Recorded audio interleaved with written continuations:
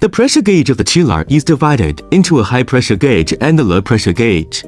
Let's remember these key numbers. The high pressure gauge is normally between 1.0 and 1.6 megapascals, which measures the refrigerant pressure in the condenser and controls circulation and heat dissipation.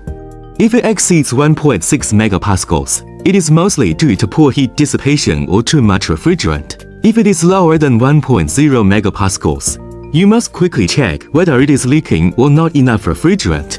The low pressure gauge is normally between 0.3 and 0.6 megapascals, reflecting the evaporation pressure of the evaporator, which is related to the chilled water temperature. If it is lower than 0.3 megapascals, it may be that the evaporator is frosted or the system is blocked. If it is higher than 0.6 megapascals, check whether there is a problem with the expansion valve or the lard.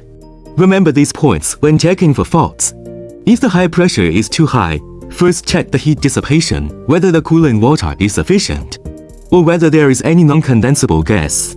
If the low pressure is too low, it may be blocked, leaking, or the expansion valve is broken. If the pressure fluctuates, you need to pay attention to whether the refrigerant is added enough, or whether there is a problem with the compressor components.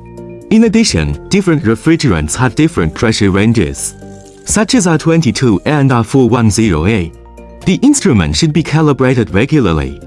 If an abnormality is found, shut down the machine first and don't repair it directly.